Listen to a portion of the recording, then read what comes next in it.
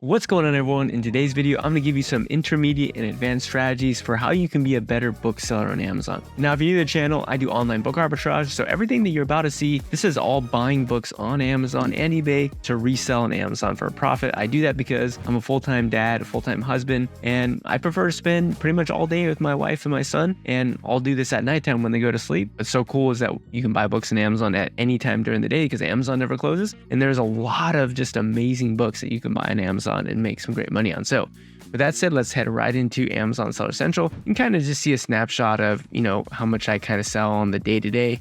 I think right now it's averaging right around like $600 per day, which is really not that much. I mean, you can do certainly much more than that. I mean, I'm not going to say it's a little. I mean, for a lot of people, that would be a lot. But what I want to do is actually just go into my orders page, because something that I would recommend that you do is obviously check your sales and check to see what is sold for you profitably. And, I was scrolling through some of the books that I sold today, and this one in particular caught my eye for just a really simple reason. And that is, you can see that I sold it today for $49.99.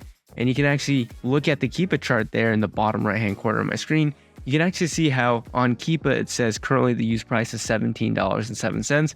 And so what that tells me is, hey, this book is currently $17, but I sold it for $50. What's going on? I want to investigate that. I could probably buy it at $17 and flip it for $49, and there's a margin there. I can make money on it. Again, if you look at that Keepe snapshot, it actually looks like generally this book is actually priced higher than what it normally is priced at as well, which is a good sign that potentially it's undervalued. And you'll see that the Keepe, graph is going to load here on the Amazon listing. And yeah, you can see that this book is sitting right here about $17. And if you kind of just go left to right over this Keepe graph over the last year, generally it doesn't get much cheaper than that. And often it's in the high 20s, low 30s. You can even see how the buy box often is up there in the 40s. Now, if you expand the historical data for this particular book and look at it, let's say, since 2019, this book has actually performed a lot better in the past than it has recently as of this year. And that gives me a lot of confidence that, hey, this book is actually currently at a great price. And I'm going to actually just use this to draw on my screen right now, just so you can kind of see this a little bit easier. But this is where the current price of the book is right there. And you can see there have been periods of time where that book has been that low in the past. But normally what you'll notice is that the book is generally up here. So if we were to count how many opportunities we would have had to bought this book, when it's lower, maybe 1, 2, 3, 4, 5, 6, 7, 8, 9, 10, 11, maybe 15 or 18 times in the last 4 years. So this is a book currently that's listed significantly below what it's normally, listed for. And again, I sold this book for $49.99, and we can see, well, I bought it on Amazon. How much did I actually buy it for?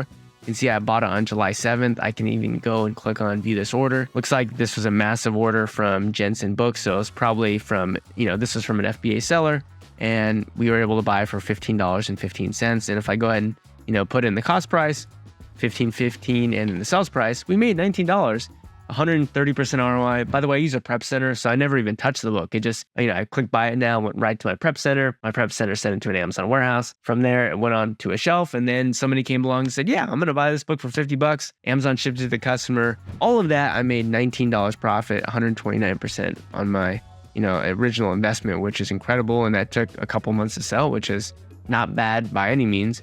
But let's actually go and see if I have any more copies in inventory. So I'm using SellerAmp, a third-party software. You don't need to use it in the beginning. I'd recommend using it as you kind of start scaling, just because it'll help you save time, and time is money and money is time. But right now, you don't necessarily need it. And yeah, it looks like I'm out of stock. It looks like I've sold it probably 3 times for $49.99, and then just recently sold it the 4th time. You can actually see that under available quantity, it says reserved, and that's because it just sold. It hasn't shipped yet. So it's still technically reserved because customer bought it, but technically their payment hasn't been processed.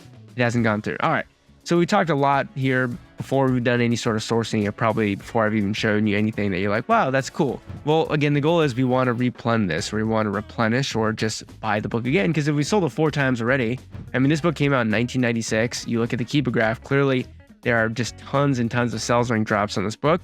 It has quite a bit of value. It has plenty of historical data of selling for over $40 or $50. Even despite the fact that this year it's maybe performed a little bit worse than it has normally. But we want to replenish this book. We kind of always want to be in stock on this book, but always we want to be in stock or have bought the book for the right price, right? We don't necessarily want to be paying $25 or $30 for this.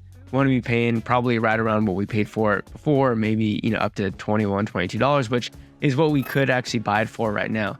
Now, notice that there's actually just 2 sellers on the listing, actually 3 sellers right now, right around that $21 mark. And then it jumps up to 30 and then 44. That's generally a pretty good sign. Hey, there's a gap between those kind of lower offers and the higher offers. And generally, it's because you have these very big bulk booksellers who are using repricers to compete against each other. And generally, they just want to sell books. Like their whole business model is just volume, just sell as many books as they can because they get them for pennies on the dollar. And, that allows us to actually pick up a lot of these books a lot cheaper. But what I wanted to get into here was actually just going over to eBay. Above the Keepe graph, there's actually an eBay link where you could just check out, hey, are these same sellers selling the book on eBay? Is it a little bit cheaper? Is it not cheaper? Maybe there's other sellers on eBay that are not selling on Amazon that are cheaper. So, if we go over here, we can see, okay, well, $19.30 is certainly cheaper than $21. And you'll notice that a lot of the same sellers are on the eBay listing as, also on Amazon. And remember that a bulk bookseller, whether or not they're on Amazon or whether or not they're on eBay, there's different, price or fee structures for both of those platforms. So they might be able to ask a little bit less money on eBay than they do on Amazon and still make more money due to the fee structure. In any case, what I had noticed when I was doing this was this particular seller here, GGIEZGG, notice that they're actually Once Upon a Time Books. That's actually their name here on eBay. And you can actually see they have a coupon running right now in their coupon store, extra 25% off, 2+ items. That's pretty big. I mean, if you were to buy this and get 25% off, you're looking at $4 or $5, right? That's a pretty substantial decrease in price, which is just money in your pocket. So if we could find another item in their store that we would want to buy that's actually already a good book, then we can manufacture some margin here and just beat our competition, beat people who are doing online book arbitrage who aren't necessarily that savvy or don't want to do that. So I'm going to just go and click add this to cart, 1937. It's in good condition, which is great. And we can also notice that it appears to be, the cheapest price, except with the exception of this one, which is actually an acceptable copy. So we do want to try to buy good copies if possible. And let's go see if we can't find more books in this particular seller's inventory. So the way that we would do this is actually just by getting the seller ID from this, from Once Upon a Time Books here on Amazon. And it's really simple. All you do is just click their name here on the Amazon offer page listing. And up here, you'll actually see that there's a seller ID. So all you need to do in the URL here is actually just copy this digit, which is just numbers and letters after the seller equal sign. And it goes all the way from the start of this, this first letter or number all the way to that and sign. And all we're going to do is just copy that. And now what we're going to do is actually go over to Keepe Product Finder. So let's exit out of these tabs so we're just not super cluttered. We're going to go over to Keepe Product Finder. So all you have to do is type in keepe.com. Obviously, you do need to keep a subscription. You need to be paying for one if you want to see sales ring and you want to use these other features. It's 100% worth it and necessary. And all we're going to do is go to the data tab, go to Product Finder, and we're going to see if we can find another book in this seller's inventory that can allow us to get 25% off the book that we just saw and maybe another book, which would bring back great deals. So first thing that we're going to do is actually just obviously select the book category. So I'm going to scroll down under root category and select books here. And then what we're going to do is actually just Control F and type in seller. And I'm actually going to type in seller ID. It's actually going to be a little bit lower where it says seller. And so all we can do with Keepe Product Finder is restrict our results to listings with offers from a specific seller, hence the seller ID. So I'm just going to Control V or, right click paste. Now we have this seller with 76,000 books listed on Amazon. So this is a mega bulk bookseller. They got 76,000 books listed on Amazon. Surely there's got to be 1 or 2 books, probably a lot more than that are great books to buy directly from them, but where they're also cross-listing on eBay and giving 25% off with this coupon code.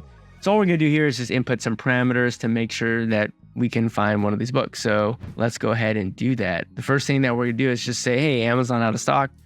Why not? So any book that we're looking for, Amazon's not going to be in stock on. And just very simply, let's look for any book that's under $20 currently. So you can see how this is current from X number to X number. We're just going to say anything under $20. $20 is the limit.